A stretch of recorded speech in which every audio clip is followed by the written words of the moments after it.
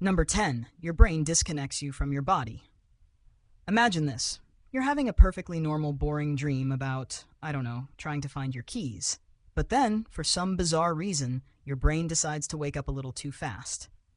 The part of your brain that's in charge of your conscious thoughts is now online and ready to start the day.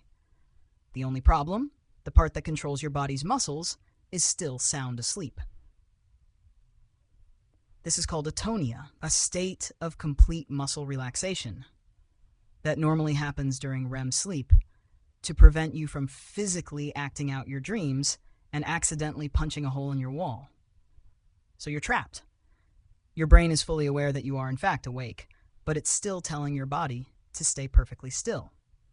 You can't move a single muscle. You can't talk. You can't even scream, which is probably the one thing you want to do the most. It's a temporary neurological glitch where your brain hits the snooze button on your muscles. The result is a waking nightmare where your mind is screaming, "I'm awake! Let me out!"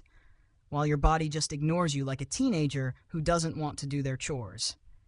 It's the ultimate feeling of helplessness, a biological prank your brain plays on you that feels like a full-on horror movie. Number 9. The prankster brain that hallucinates. As if being trapped in your own body wasn't creepy enough, your brain decides to add special effects. When you're in that twilight zone between sleep and wakefulness, your brain is a half-cooked pancake, still processing both dreamlike and reality-based information at the same time. The result? Hypnagogic and hypnopompic hallucinations. These aren't just blurry shapes or flashing lights. Your brain is literally generating things that aren't there. You might see a shadowy figure standing in the corner of your room, hear a whispered voice calling your name, or feel a heavy weight on your chest. These aren't demons or ghosts, no matter how much they feel like them. They are leftover snippets of dreams or random neural firings that your conscious brain interprets as real threats. It's like your brain's visual and auditory systems are still playing a video game while your main control panel is trying to reboot. The most common hallucination is the shadow person, because your brain, being the paranoid survivalist it is always on the lookout for a human-shaped predator. So, if you're paralyzed and your brain sees a shadowy figure, it's not an accident. It's the most terrifying logical conclusion your brain can jump to in that state. Number 8. It feels like a heavy weight on your chest. One of the most common physical sensations during sleep paralysis is the feeling of immense pressure on your chest, making it feel difficult to breathe. This is often described as something heavy sitting on you, a classic element in old folk tales about demons or hags. The scientific reason, however, is a little less dramatic, but still incredibly unsettling.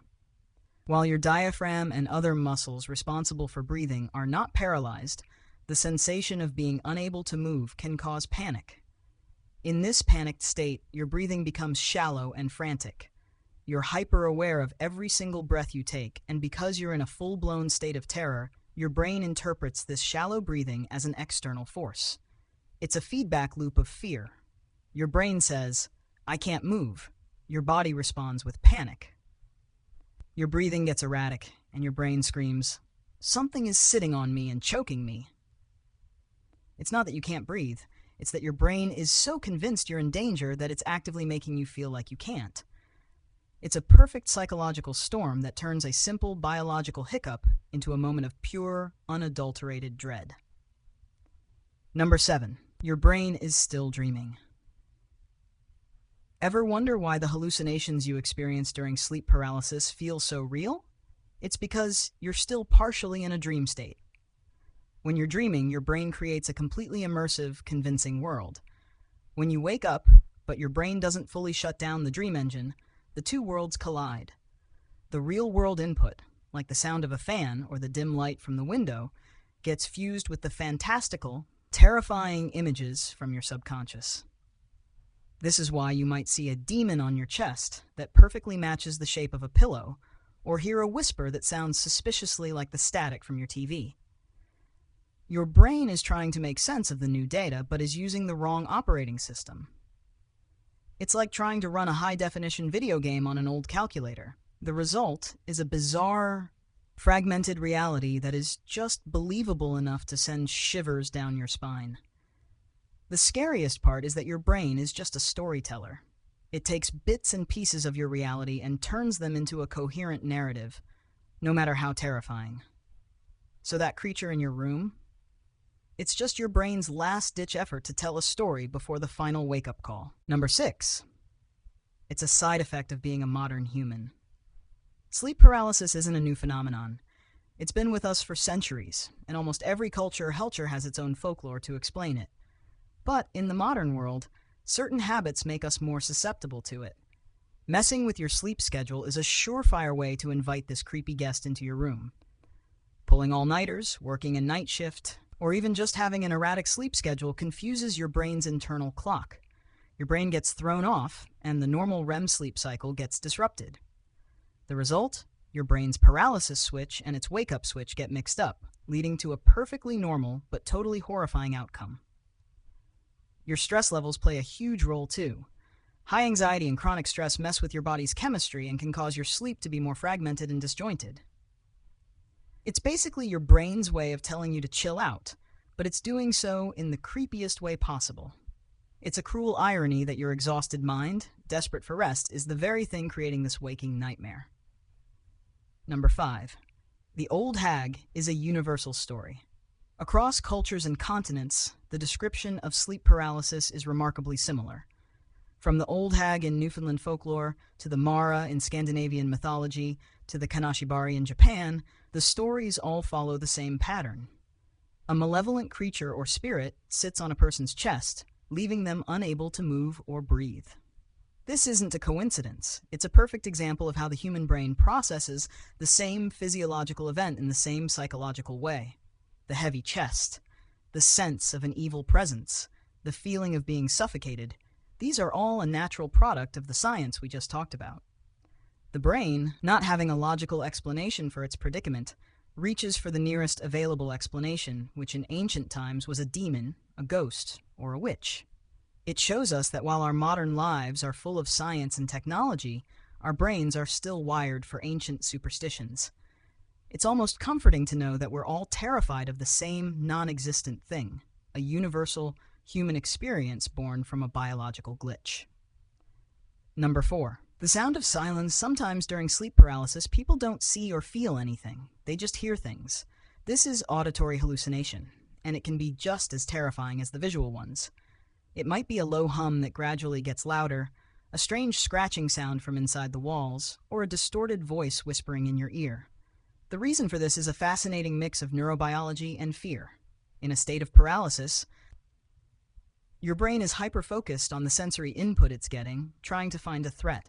But since your body isn't moving and your eyes might be closed, your brain's auditory cortex goes into overdrive. It begins to interpret random neural static as meaningful sound. In the quiet darkness of your room, your brain's fear center starts to fill in the blanks, creating a soundtrack for your terror. It's like your own personal horror movie director, but you're both the star and the captive audience. Number 3. It can last for minutes, but it feels like forever. A typical sleep paralysis episode only lasts for a few seconds to a couple of minutes. To the person experiencing it, however, it feels like an eternity. The perception of time warps when you are in a state of extreme fear and helplessness. Your brain's prefrontal cortex, the area responsible for time perception, is busy dealing with the panic, so it can't accurately track the minutes. Every second stretches out into an agonizing loop of dread and powerlessness. You're trapped in a real-time nightmare, and the only thing you have to go on is your own panicked mind, which is a terrible narrator. The short duration is what makes it a glitch and not a permanent condition, but for those few minutes, it is the most visceral fear you will ever know. Number 2.